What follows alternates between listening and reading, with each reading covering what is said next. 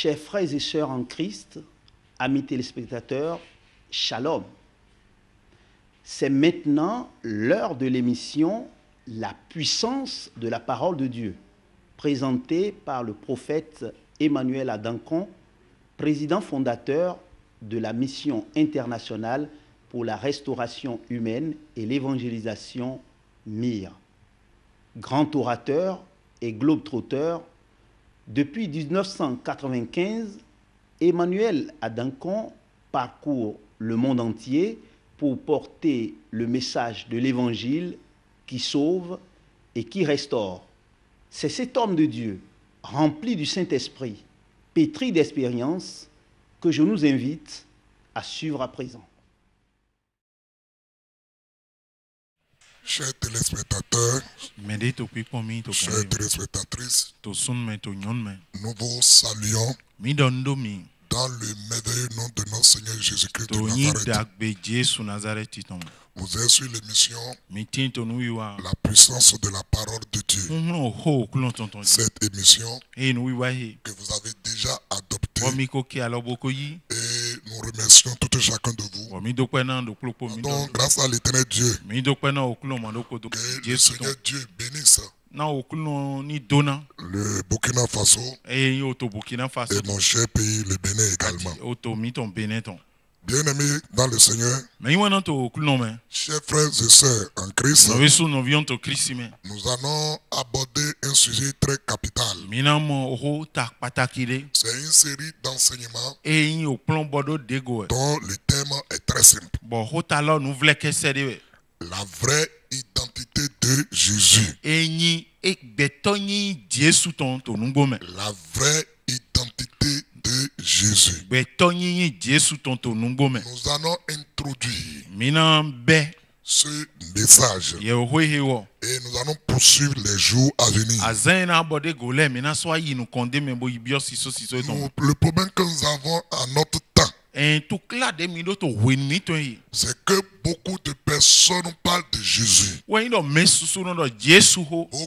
de personnes disent le nom de Jésus. Mais Jésus là est qui en réalité? Et c'est là que se trouve le problème. Parce que il ne suffit pas seulement de prononcer le nom de Jésus. Si tu ne connais pas qui il est, et ça peut vous étonner. Les gens peuvent aller à l'église et prier au nom de Jésus, dire des choses au nom de Jésus, sans connaître en réalité qui est Jésus. Et c'est pour cela l'église de Christ, qui est une puissance de Dieu sur la terre, qui est un moyen très puissant que Dieu utilise pour manifester son règne sur la terre. L'Église devient de plus en plus faible, parce que l'Église même en train de perdre l'identité, la vraie identité de son chef. Le constat que j'ai fait et qui est réel, beaucoup sont dans l'église aujourd'hui et ils ne connaissent pas ni l'identité de Christ, de Jésus, ni l'histoire de l'église. Et ce qui fait qu'eux ne connaissent pas leur propre identité. Voilà pourquoi on peut les faire avaler n'importe quoi. On peut les faire manger n'importe quoi. Nous rendons grâce à l'éternel Dieu pour la chaîne de télévision et tous les hommes de médias qui travaillent acharnement pour que l'évangile soit propagé un peu partout dans le monde entier. Parce que quand vous êtes ignorant de quelque chose, vous ne pouvez pas jouir pleinement de la chose. Lisons dans le livre de Matthieu 11 pour introduire. Matthieu chapitre 11, verset 25 à 28. Matthieu chapitre 11, verset 25 à 28.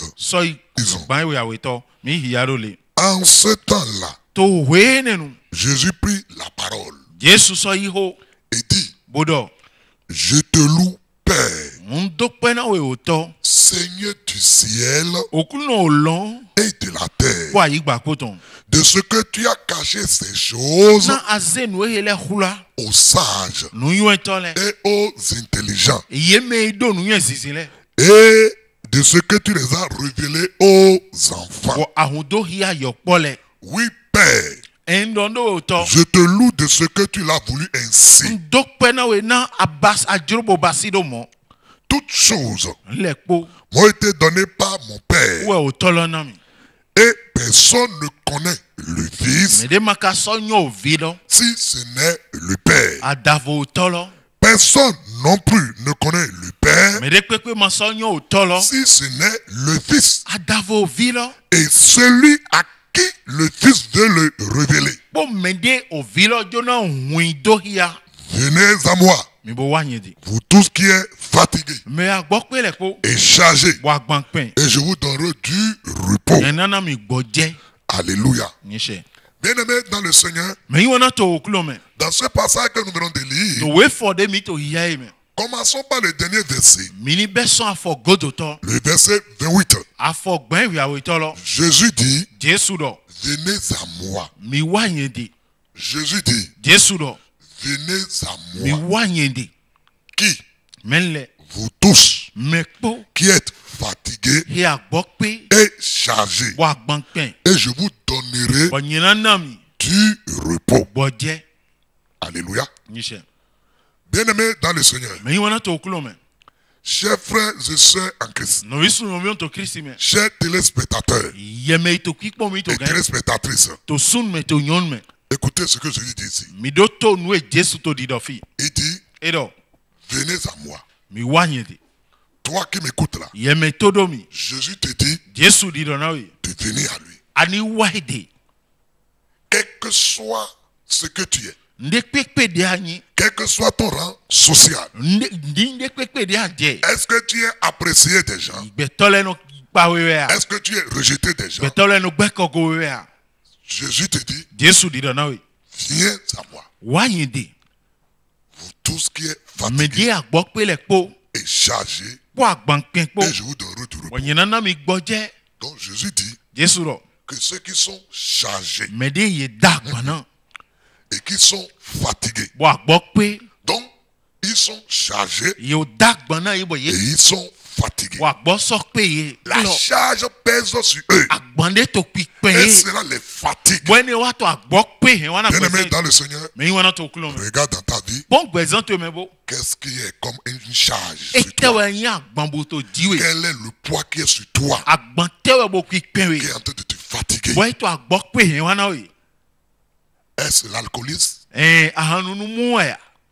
Est-ce la drogue? Est-ce la prostitution? Est-ce le mensonge? Est-ce l'impureté? Est-ce l'adultère? Est-ce le vol? Est-ce la sorcellerie? Ou l'appartenance à des groupes ésotériques? Et tu es chargé. Cela te fatigue. Et tu ne sais pas qui peut te venir au secours, qui peut t'apporter le repos. Est-ce la pauvreté? Est-ce la misère? Est-ce les maladies? Est-ce le divorce? Est-ce le stress? Est-ce le rancœur? Est-ce l'amertume? Est-ce les enfants? Le comportement des enfants? Qu'est-ce qui te fatigue, papa? Qu'est-ce qui te fatigue, maman? Qu'est-ce qui pèse sur toi, politicien? Qu'est-ce qui pèse sur toi, mon ami? Toi qui es assis dans ton salon et qui me regarderas. Toi qui es dans un kiosque et qui me regarderas. Toi qui es même en prison et qui me regardera. Qu'est-ce qui est sur ton cœur? Qu'est-ce qui est sur ta vie comme un poids? Et qui te fatigue? Tu as cherché de gauche à droite. Qui peut te délivrer de cela? Pour que tu puisses retrouver la paix. Écoute-moi. Il y a une solution pour toi. Jésus te dit de venir à lui. De venir à lui. Il dit ceux qui sont fatigués et qui sont chargés là, ils n'ont qu'à venir à lui. Et il promet de leur donner du repos. Alléluia. Il promet de leur donner du repos. Donc, ça veut dire quoi? Lorsque quelqu'un vient à Jésus et il connaît réellement qui est Jésus et il met sa confiance en lui, cette personne-là va retrouver le repos. Mon ami, toi qui vas à l'église, je ne sais pas combien d'années tu as déjà fait. Mais écoute-moi. As-tu le repos de Dieu? Parce que Jésus dit ici là, que celui qui vient à lui là, il va retrouver le repos. Même si la personne était chargée autrefois, même si cette personne était fatiguée, par quoi que ce soit, Jésus promet de lui donner du repos. Cher pasteur, apôtre, prophète, évangéliste, enseignant, ancien d'église, chantre, choriste, as-tu la paix? As-tu le repos que Jésus donne? Parce que lui, il n'est pas un homme pour mentir. Et tu ne peux pas savoir ça si tu ne connais pas sa vraie identité. Et il dit, venez à moi, vous tous qui êtes fatigués et chargés, et je vous donnerai du repos. Vous savez, parfois, vous allez parler de Christ à certaines personnes et ils vont vous rabouer. Vous allez parler de Christ à certaines personnes et ils vont dire, ok, j'ai entendu. Et vous allez voir, ils ne sont pas encore prêts. Pourquoi? Ils ne sont pas encore fatigués. Chef et t-shirt, disons-nous la vérité. Toi-même là, les fétiches là te fatiguent. Toi-même, regarde les vaudous que tu as établis dans la maison là. Regarde combien d'enfants toi-même tu as déjà sacrifié. Regarde. Malgré qu'on te prend comme le puissant du village, on te considère comme le puissant de la région. Et les gens viennent chez toi. Écoute-moi bien. Pour chercher la solution. Mais toi-même, tes enfants meurent. Et tu les enterres. Mais tu ne leur dis pas ça. À ceux qui viennent chez toi. Toi-même, tes enfants meurent. Tu n'es pas fatigué? Tu n'es pas encore fatigué? Il y a des choses que vous devez faire à telle époque. Et si vous ne le faites pas, vous-même vous connaissez les conséquences. Dieu a dit que l'homme pour le mettre en esclavage comme ça là. Avez-vous posé la question? Que le bon Dieu là, que moi j'appelle papa bon Dieu là, vous pensez qu'il a que l'homme là pour le faire souffrir comme ça là? Politicien, écoute-moi, tu ne peux même pas faire 2 heures de temps de sommeil Avant de trouver quelques heures de repos, tu dois laver ceci. Tu dois te laver avec ça là. Tu dois poser telle incantation. Et quand tu te réveilles le matin, on t'a déjà dit quel pied il faut poser d'abord sur le sol. Si tu poses un autre, c'est dangereux pour toi. Tu n'es pas fatigué? C'est de l'esclavage. Quelqu'un te dit aujourd'hui, tu l'as déjà entendu plusieurs fois. On te l'a peut-être dit plusieurs fois. Mais moi, en tant que prophète de l'Éternel, je te le dis encore ce jour. Jésus te dit, viens à moi. Toi, qui est chargé et fatigué, Jésus te viens à moi. Et il promet de te donner du repos.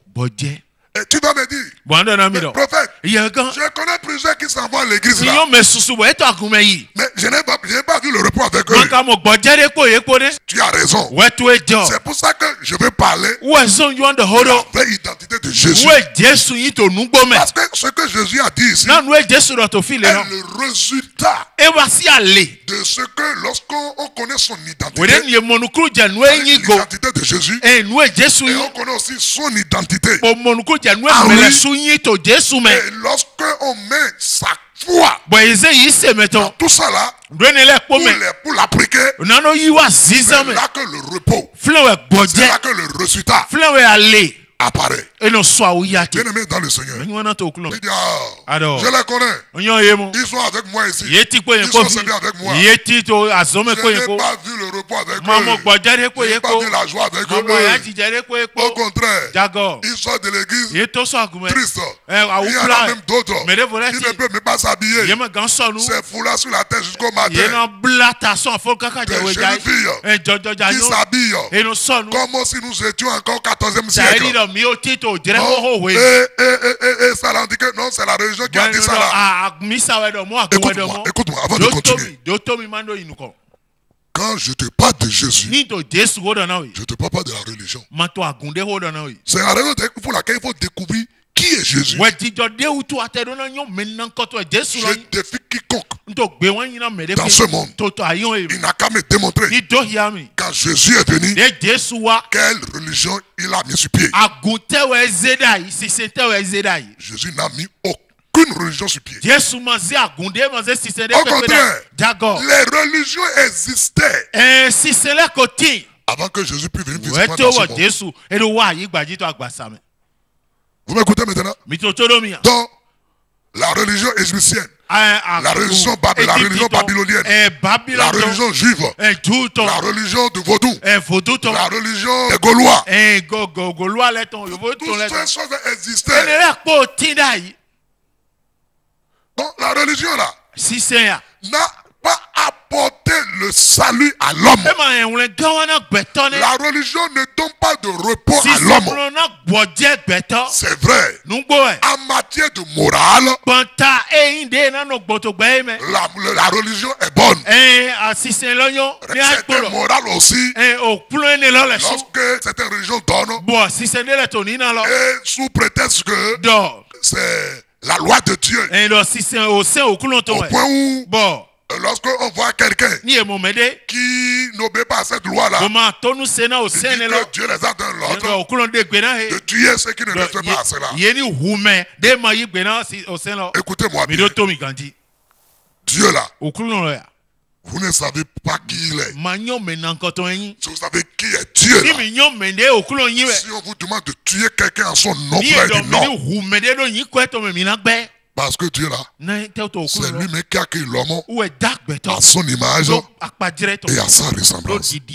Donc l'homme là est créé à l'image de qui? De Dieu.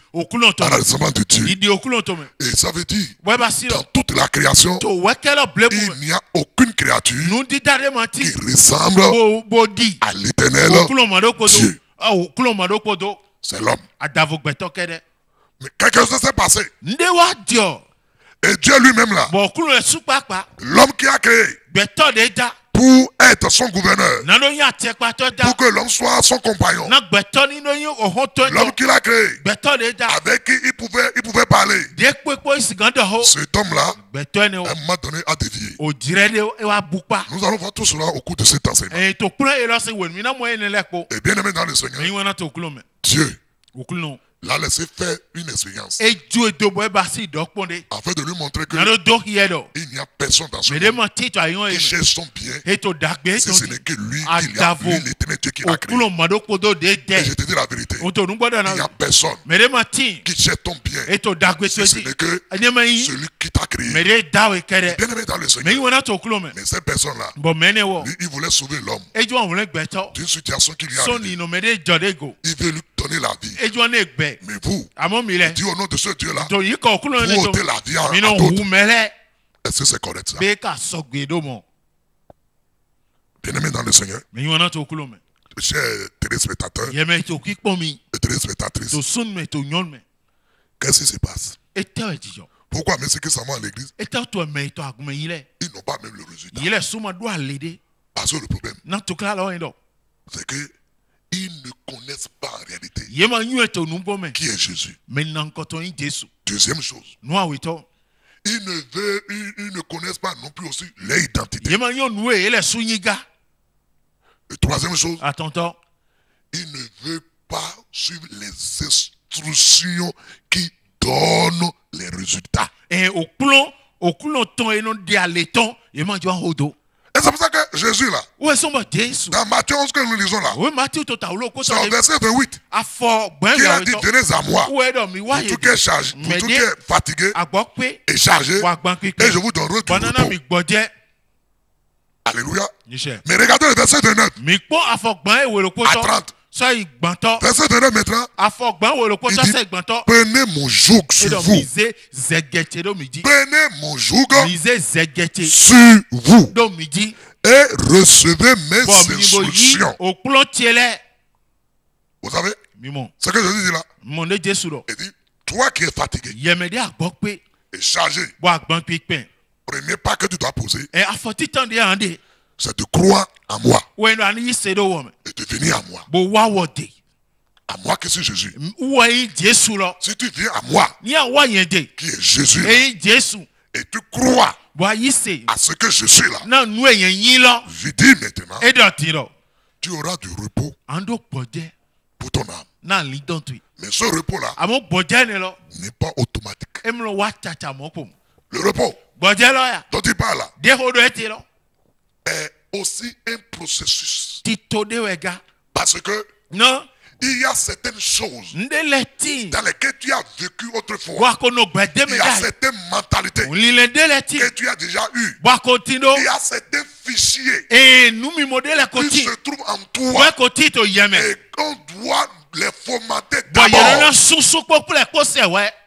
On doit ce logiciel par lequel tu as fonctionné autrefois. On ne peut pas te donner le résultat, le succès, la joie, la vie, le bonheur, la protection et la joie, le bonheur de vivre.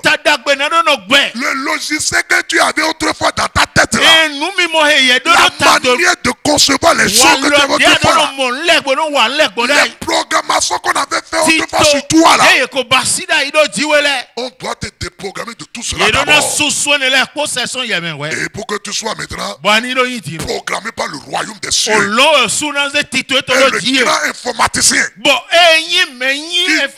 qui doit faire cette programmation là s'appelle le Saint-Esprit. Et mais tu ne peux pas avoir le Saint-Esprit, tu ne peux pas avoir de communion avec lui si tu ne viens pas à Jésus. Alléluia. Et bien aimé dans le Seigneur, et suis-moi bien. Et Jésus dit, quand on vient à lui là, c'est pas terminé. Il dit, il y a deux choses que vous devez faire. C'est là que beaucoup de chrétiens sont tombés. Écoute-moi bien. Toi qui dis, mais Léa, je connais des personnes personnes. Ils s'en vont pourtant à l'église. Rien n'a changé dans leur vie. Ils n'ont pas le repos. C'est la cause que je demande ici. Parce que c'est pas le fait d'aller simplement à l'église. De participer au programme. C'est pas ça qui vous donne le repos. C'est pas ça qui vous donne le résultat que Jésus-Christ a amené. C'est pas ça qui donne la solution que Dieu a apportée pour l'homme pour lui donner le repos. Et bien aimé dans le Seigneur, c'est quoi Jésus lui-même qui dit venez à moi, vous tous qui êtes fatigués et chargés, et je vous donne le repos. Tout de suite, il dit prenez sur vous qui vous qui venez à moi, vous qui êtes fatigués et chargés, prenez sur vous mon joug. Première chose. Deuxième chose. Et suivez maintenant les instructions. Mon ami, ma soeur, papa, maman, politicien, illettré. Quand tu vas à l'église là, est-ce que tu ouvres tes oreilles?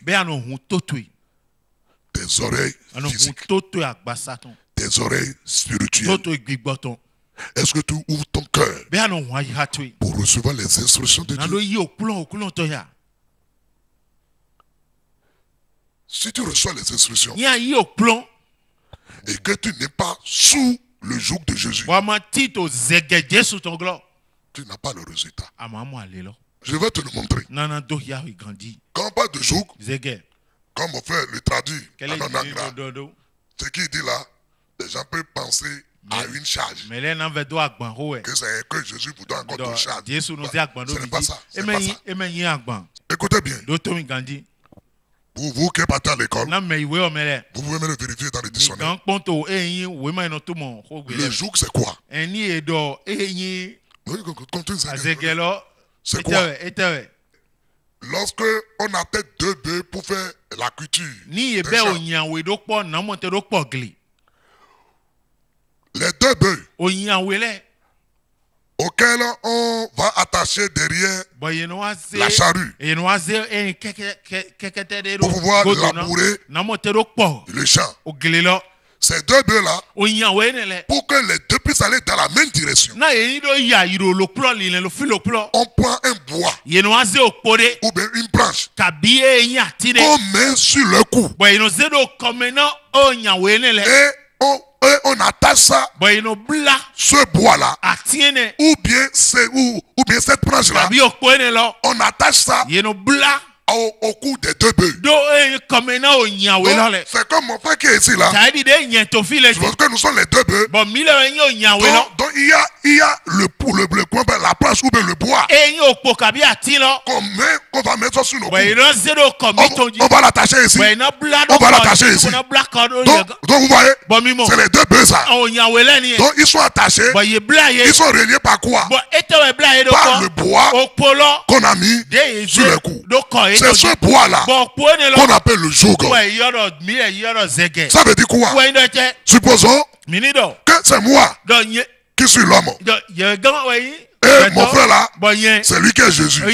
Jésus dit, quand vous venez à moi là, pour avoir le repos, première chose à faire, le bois qui est sur mon cou là, attachez-vous aussi à ça. Ça veut dire quoi? Vous, désormais là, vous allez dans la direction que Jésus prend. Alléluia. Donc, quand vous mettez sur le joug de Jésus, ça veut dire que vous ne faites plus votre volonté. Parce que lui là, c'est lui qui conduit. Et vous savez, qu'est-ce qui arrive parfois? Pourquoi c'est nous que c'était écrit? Parce que lorsque vous êtes sous le joug de Jésus, et Jésus lui, il va tout droit comme ça. Et vous voulez aller derrière. Vous savez ce qui va se passer? Votre cou qui est attaché là, puisque vous voulez aller dans ce sens, et l'autre va comme ça là, ça va vous faire mal. Ça va vous faire mal. Et bien aimé dans le Seigneur, c'est là que Jésus lui bouge. Mais vous restez sur place. Donc, vous comprenez encore? Le joug va vous tirer. Ça va vous faire mal. Et c'est ça qu'on appelle les épreuves. C'est là qu'est-ce que sont les situations qui émanent de la désobéissance. Dieu a dit ceci, nous voulons faire le contraire. Donc, lui, il tire ça comme ça. Là. Nous voulons tirer ça comme ça. On aura mal. Parce que lui, il bouge. Nous restons sur place. On ne peut pas rentrer dans le repos. Bien aimé dans le Seigneur, c'est ça le joug. Donc, c'est ça qu'on appelle le joug. Donc, si on ne doit pas dire Zégué. Et bien aimé dans le Seigneur, première chose, ça veut dire quoi? Quand vous venez à Jésus là, il faut vous mettre sur son joug. Ça veut dire que vous n'avez plus de volonté. C'est pourquoi Jésus, il va dire, si vous devez le suivre, il dit, vous devez le suivre dans ma parole. Et bien aimé dans le Seigneur, deuxième chose, il dit, et suivez mes instructions. Vous connaîtrez la vérité. La vérité vous rendra libre. Donc ça veut dire, pour être libre, pour recevoir le repos, et non seulement, il faut se mettre sous le joug de Jésus. C'est-à-dire, il faut suivre Jésus. Aller dans sa direction, mais il faut également suivre ses instructions. Parce que les instructions de Jésus vont t'amener à connaître la vérité. La vérité de chaque chose. La vérité dans chaque domaine. Et les mensonges par lesquels le monde était lié.